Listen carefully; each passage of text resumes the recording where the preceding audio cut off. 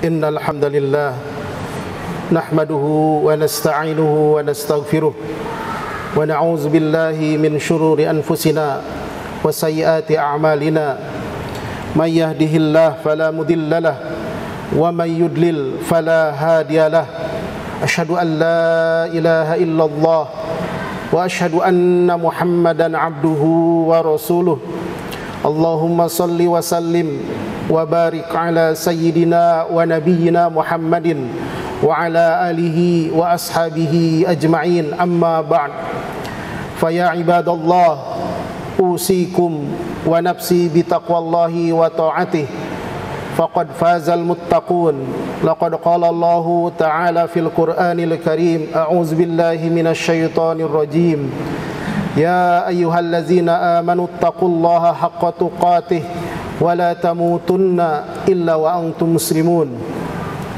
Hadirin jamaah salat Jumat yang dimuliakan Allah Subhanahu wa taala. Alhamdulillah kita bersyukur kepada Allah Subhanahu wa taala yang masih memberikan kesempatan kepada kita semuanya untuk menambah pundi-pundi amal soleh kita di dunia ini. Mudah-mudahan kita selalu berada dalam keimanan, mendapat hidayah dari Allah Subhanahu wa taala, istiqomah menjalankan perintahnya dan meninggal dunia dalam keadaan husnul khatimah. Amin ya rabbal alamin.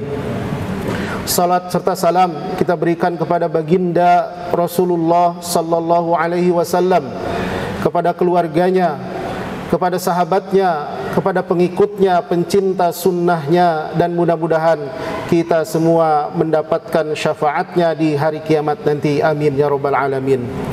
Hadirin yang dimuliakan Allah Subhanahu wa taala, khatib berpesan untuk diri khatib dan jamaah yang ada di sini, marilah kita tingkatkan kembali ketakwaan kita kepada Allah Subhanahu wa taala dengan sebenar-benar takwa, karena sesungguhnya itu adalah kunci kesuksesan hidup kita di dunia dan bekal yang paling baik pada saat kelak di akhirat. Wa tazawwadu fa inna khairaz zadit taqwa.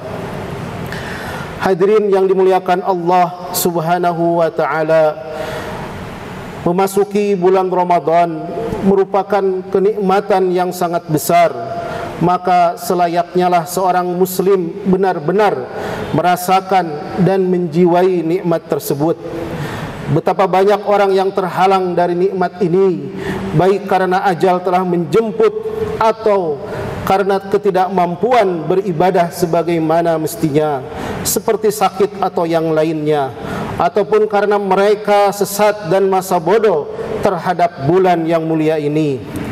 Tidak semua orang yang masuk bulan Ramadan menjadi orang yang beruntung. Orang yang beruntung hanyalah orang-orang yang mendapatkan ampunannya. Sedangkan orang yang tidak mendapatkan ampunan, maka mereka termasuk orang-orang yang merugi. Atani Jibril faqala ya Muhammad man adraka Ramadana fa kharaja wa lam yughfar lahu famata fadakhala an-nar fa'abadahu Allah. Qul amin faqultu amin. Dalam hadis yang diriwayatkan oleh Ibnu Hibban, bahwasanya Rasulullah bersabda, malaikat Jibril telah datang kepadaku dan berkata, wahai Muhammad, siapa yang diberi kesempatan hidup di bulan Ramadan sampai selesai atau masuk bulan Syawal, kemudian orang tersebut tidak mendapatkan ampunan, maka jika dia mati pada saat itu, ia akan masuk neraka. Semoga Allah menjauhkannya. Katakanlah amin. Maka aku pun mengatakan amin. Ibnu Rajab berkata, barang siapa yang pada bulan Ramadan ini tidak beruntung, maka kapan lagi dia bisa beruntung? Barang siapa yang pada bulan suci ini tidak bisa mendekatkan diri kepada Allah, maka sungguh dia akan merugi. Karena itu marilah kita jadikan bulan Ramadan ini sebagai sarana mendapatkan ampunan dan magfirah dari Allah Subhanahu wa taala. Jamaah salat Jumat rahimakumullah, agar kita mendapatkan ampunan dan magfirah dari Allah Subhanahu wa taala, maka yang harus dilakukan pertama kali oleh kita adalah mengevaluasi yang dikenal dengan istilah muhasabah. Umar bin Khattab berkata, hasibu anfusakum qabla an tuhasabu wazinu qabla an tuzanu wa tazayyanu lil ardil akbar. Hisablah diri kalian sebelum kalian dihisab, timbanglah diri kalian sebelum kalian ditimbang nanti di hari kiamat, dan perbaguslah diri kalian dengan beramal soleh untuk persiapan hari di mana ditampakkan amalan hamba-hambanya. Allah berfirman, yauma idzin la tahfa minkum khafiyah. Pada hari itu kalian dihadapkan kepada Rabb kalian, tiada sesuatu pun dari kalian yang tersembunyi bagi Allah Subhanahu wa ta'ala. Hadirin sidang salat Jumat yang dimuliakan Allah Subhanahu wa ta'ala, muhasabah diri di dunia ini jauh lebih ringan daripada hisab Allah pada hari kiamat nanti. Karena yang menghisabnya adalah Allah, zat yang maha mengetahui apa yang terjadi di alam semesta ini. Dan yang menjadi bukti otentik adalah catatan amal kitab yang sifatnya disebutkan dalam Quran, la yughadiru saghiratan wala kabiratan illa ahsaha wa wajadu ma amilu hadira wala yadlimu rabbuka ahada. Dan kitab itu tidak meninggalkan yang kecil dan tidak pula yang besar, melainkan kitab itu mencatat semuanya, dan mereka mendapati apa yang telah mereka kerjakan dalam kitab itu, dan Rabbmu tidak menganiaya seorang pun jua. Hadirin jamaah salat Jumat rahimakumullah, hakikat muhasabah ialah menghitung, membandingkan antara kebaikan dan keburukan, sehingga dengan perbandingan ini diketahui mana dari keduanya yang terbanyak. Menurut Ibnul Qayyim, orang yang melakukan muhasabah harus memiliki 3 hal. Yang pertama adalah ilmu atau cahaya hikmah, yang dengannya seseorang hamba bisa membedakan antara kebenaran dan kebatilan, antara petunjuk dan kesesatan, antara manfaat dan mudarat, antara kebaikan dan keburukan. Dengan demikian ia bisa mengetahui tingkatan amalan yang ringan dan yang berat, yang diterima dan yang ditolak.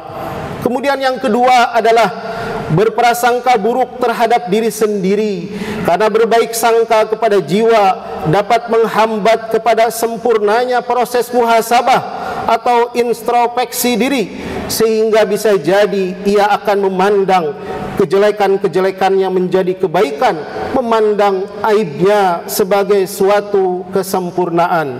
Kemudian yang ketiga adalah bisa membedakan antara nikmat dan fitnah, yaitu membedakan antara kenikmatan sebagai bentuk kasih sayang Allah dengan kenikmatan yang merupakan istidraj dari Allah.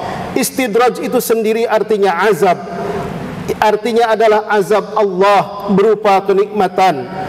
Berapa banyak orang yang terfitnah dengan diberi kenikmatan, dibiarkan tenggelam dalam kenikmatan sehingga semakin jauh tersesat dari jalan Allah, sedangkan orang tersebut tidak menyadari hal itu.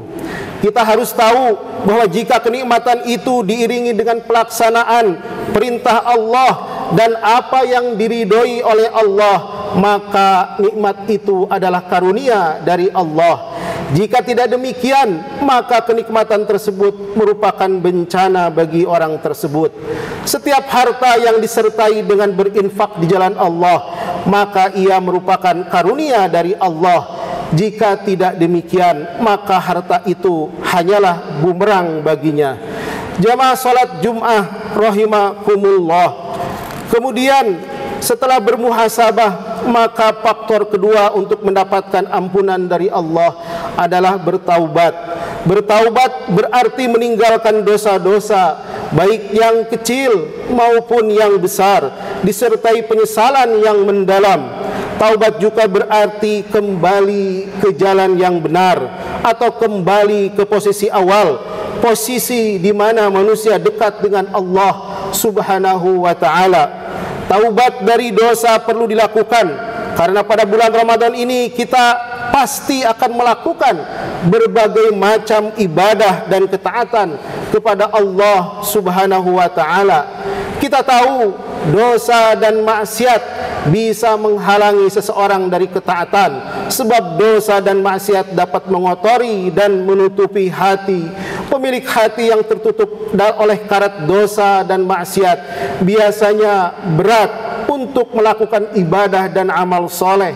Dahulu generasi awal mereka sangat peka dalam masalah ini. Mereka mengatakan, saya terhalang melakukan solat malam karena satu dosa yang dilakukan. Imam Hasan Al-Basri pernah ditanya oleh seorang pemuda yang merasa berat untuk bangun malam. Maka beliau menasihatinya, janganlah engkau durhakai Allah pada siang hari. Niscaya Allah pasti akan membangunkanmu pada malam hari. Beruntunglah orang-orang yang melakukan taubat. Allah berfirman, wa tubu ilallahi jami'an ayyuhal mu'minuna la'allakum tuflihun. Bertaubatlah segera kalian wahai orang-orang yang beriman, agar supaya kalian mendapatkan keberuntungan. Menurut Imam Al-Ghazali, taubat yang baik adalah taubat yang memenuhi 3 kriteria. Yang pertama adalah al-iqla'anid dzunub, meninggalkan dosa-dosa. Yang kedua adalah al-azmu alla ya'uda, berjanji untuk tidak mengulanginya kembali. Yang ketiga adalah an-nadam ala ma fata, menyesali diri atas dosa-dosa yang diperbuat dan atas hilangnya kesempatan dan peluang baik secara sia-sia.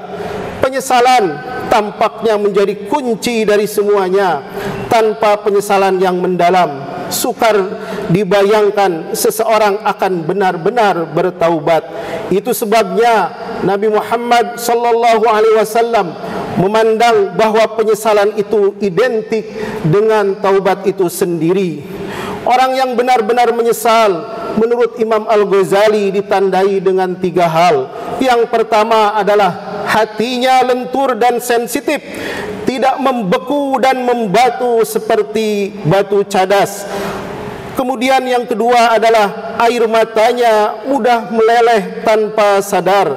Dan yang ketiga adalah ia kabok dan benci pada dosa-dosa dahulu yang pernah dinikmatinya. Orang yang bertaubat dengan tingkat penyesalan seperti di atas, maka layak mendapatkan ampunan dari Allah Subhanahu wa taala.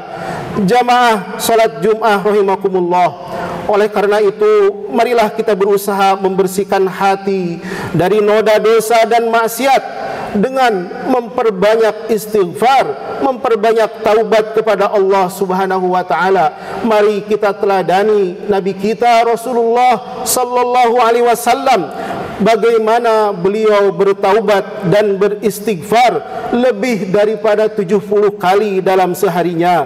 Taubat yang sebenar-benarnya atau taubatan nasuha, yaitu dengan meninggalkan dan menyesali dosa pada masa lalu serta berazam untuk tidak lagi mengulangi dosa tersebut. Karena itu mari harus kita perbaharui selalu taubat dan istighfar kita. Hadirin yang dimuliakan Allah Subhanahu wa taala, mudah-mudahan dengan 2 hal tadi itu adalah jalan agar kita mendapatkan ampunan dan maghfirah pada bulan Ramadan ini, sehingga ketika kita keluar dari bulan Ramadan kita termasuk orang-orang yang beruntung. Demikianlah khutbah pada siang hari ini. Semoga Allah memberikan petunjuk kepada kita semuanya untuk selalu taat kepadanya dan menganugerahkan kepada kita ampunan dan maghfirah yang menjadikan kita orang-orang yang beruntung.